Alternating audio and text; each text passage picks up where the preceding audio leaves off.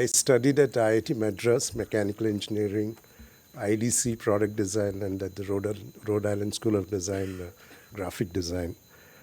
Practiced for 3 years in Bangalore in the late 70s, and after that I've joined IDC, been there for the last 39 years. Yeah. So I put together this at the beginning of the, last year because we are celebrating 100 years of Bauhaus, and it's been shown at many places in India. I thought, I'll put it in a very short way. Bauhaus, if you look at it, I think there were three main contributions. Okay, one was in terms of how we learned design. I think it's one of the major contributions it had. It also told what do we learn, the content of the curriculum, and last but not the least, where do we learn, the kind of spaces one needs to be in to learn design. I think these were the great three contributions. But Bauhaus is the most celebrated school, and yeah, it's influenced a lot of things, but we need to look at it from a background.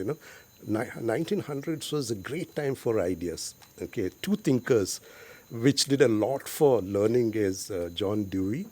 Yeah, he brought in this concept of that students need to decide what to learn. There was a democracy that he propagated for students, which was a fantastic thing. That means you decide what you want to learn, not somebody else deciding it for you.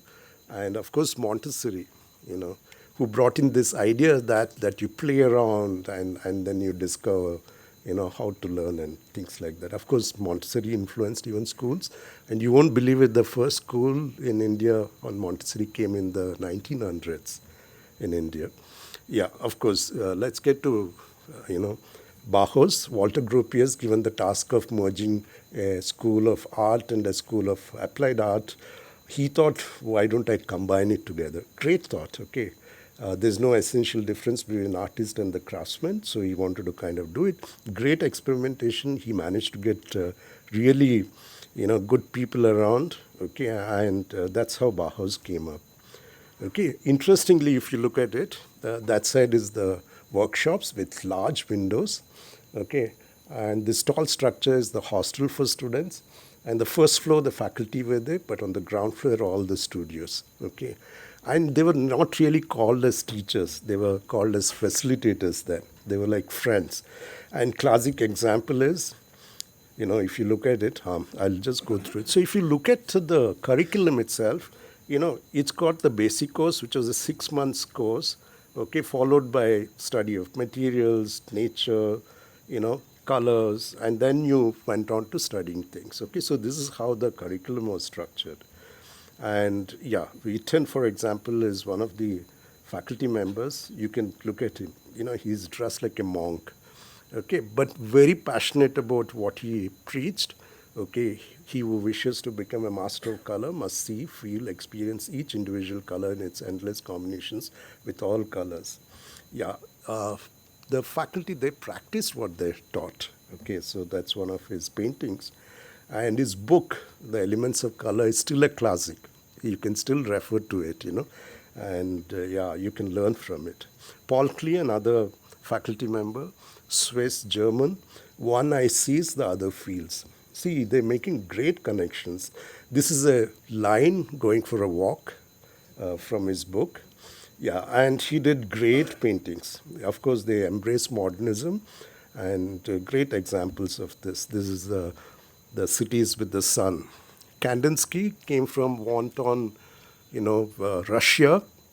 It was a very, very, period full of turmoil, right? And he kind of expressed that in his, in what he did. And he connected design with spiritualism, okay?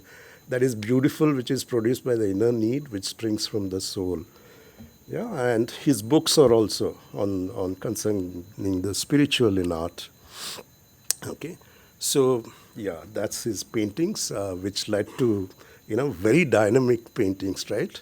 Yeah, so if you look at it, it kind of gave the way forward for futurism in some sense. Yeah. Okay, so takeaways, if you look at it very nicely, it transformed as us as students how we learn design. Yeah, So you experiment, explore, and you learnt it. Okay, it embraced the modern movement, which was a very nice thing. And interesting fact was, this the first time there was an industry connect.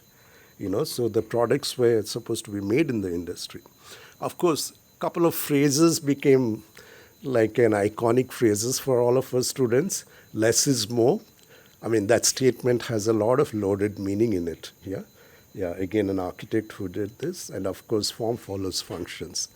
Yeah. So these two, phrases are like Bible for students. And in some sense, we kind of show this in the objects that we do. Okay. Marcel Brewer during the Bauhaus area. So the philosophy which the Bauhaus did, Pantone chair, yeah, this is Sori Anagi, butterfly chair, beautiful. It's just two sheets of, plywood, you know, just formed. Yeah, and of course, if you look at this Kaiser lamp, it's done in 1936. Of course, we all know the story of Dieter Rams. This is the Brown watch or Massimo's, stackable cups. Yeah, they're all beautiful products. Of course, Bauhaus had a very nice Indian connection.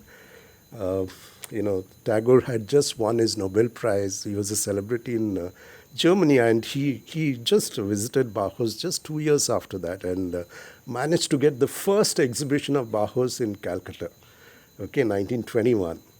Okay, and yeah, and actually 2013, Max Muller-Born redid another exhibition of the Bauhaus in Kolkata. Okay, Bauhaus spread. I mean, they really spread to many schools, as we know of, at Harvard, at MIT, okay, at IIT Chicago. Okay, all of them have people who came from Bauhaus who set up these schools. Okay, so of course, the many schools around Europe. Okay, Basel School and the Ulm School, which came up later on. Okay, so it kind of spread all around. Okay, which is interesting. And further, it spread to other countries, Brazil, India, Mexico. There are schools patterned just like the IDC. Okay, the other, of course, Bauhaus closed down and Ulm came in. Please keep the timing. Huh? Okay, beautiful building. Okay, built very passionately. Almost every element in the school was designed, which is interesting. And Ulm did something which the Bauhaus didn't do. It brought in the sciences and brought in this thing that design needs a systematic thinking process, okay, which was very, very important. So there was a theory behind what you did. It was not just an artistic expression. Okay, two people, okay, Alt Escher and Max Bill. Alt Escher and Inge Escher were married. And you can see a shot from the school. Everything is designed, the tables, the chairs. Yeah, Max Bill did that, okay. Of course, if you look at their curriculum, you see the names as we know of came in during product design, visual communications, information design. And if you see, it's backed by economics, philosophy, sociology, politics, and psychology. And science is the background, okay.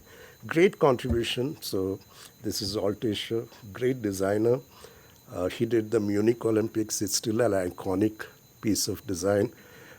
His logo for Lufthansa is still the same. Yeah, Max Bill, again, I mean, he got so energized by looking at the Mobius strip. And yeah, he's an architect, type designer, product designer. Yeah, and you can see the tables and chairs he did, the paintings, the Mobius strip. Yeah, and these were the products of Ulm. You see, they are industrialized products. Okay. I just want to spend 1 minute on this quote. Okay, there was a great experimentation which happened called as the Black Mountain College of Design. Okay, again, based on the experimentation, it was done by two Bauhaus faculty members, Joseph Albers and Anne Albers. Okay, so they did a very nice experimentation. Okay, here, this was one school where you decided what you want to learn. You just have to be there for those 3 years and you got your degree. Okay, you can choose to go to any classes or not go to classes. Okay, but just being in that community was incidental. Okay, it was very, and if you look at the people associated, Buckminster built his first dome there. John Cage composed his first piece of music, which became popular over there. Yeah, great people associated with the school. And yeah, so they, the the design community. It lived as a community, had a mixture of nature, art, science, and other things together. Yeah, so if I'm taking a shot from RISD, Rhode Island School of Design, very celebrated school in USA right now.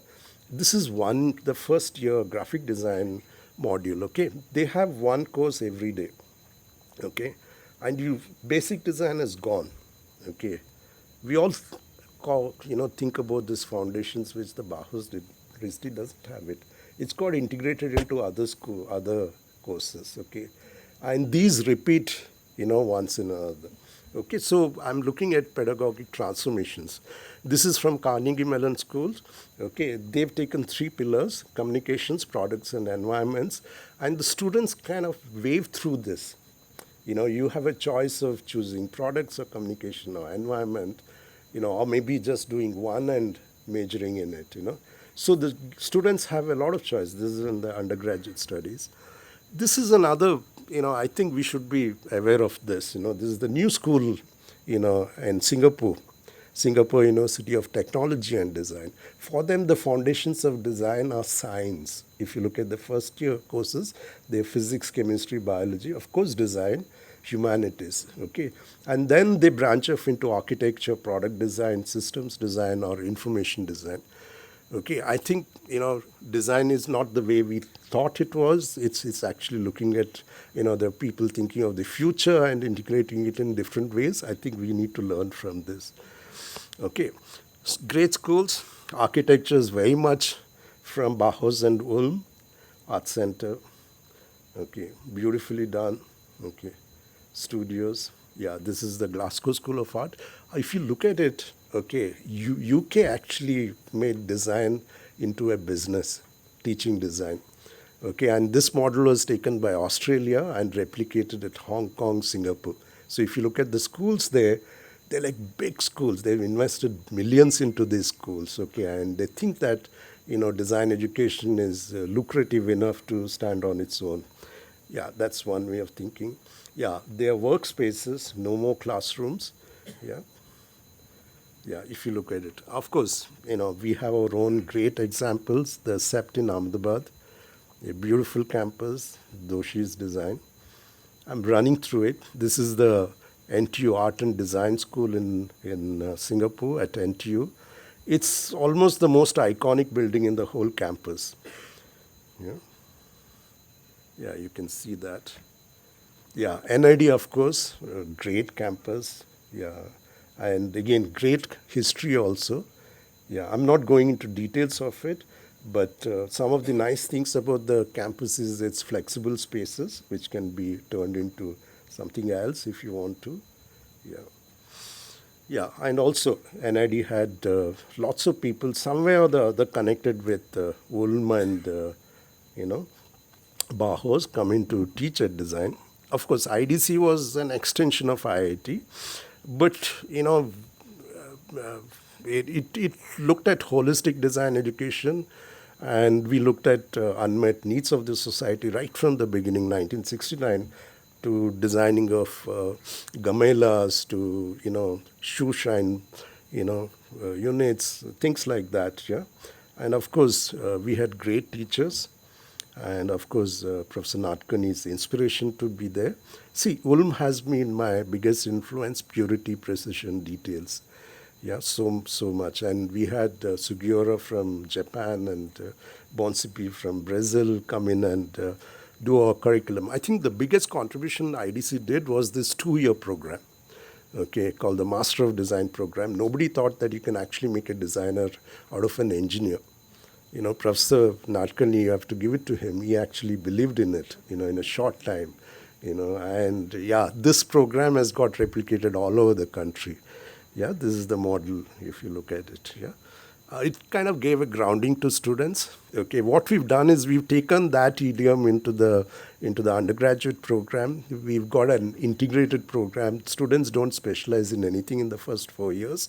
Okay, and we've tried to put design theory a lot, humanities and social sciences, and almost every end of the semester we have a design project. Okay, so they kind of go through the design process. The first year is observation, documentation, analysis. Then second year they go into creative problem solving, looking at explorations. Third year they go into making collaborative projects or system level projects, and in the fourth year they actually start doing projects.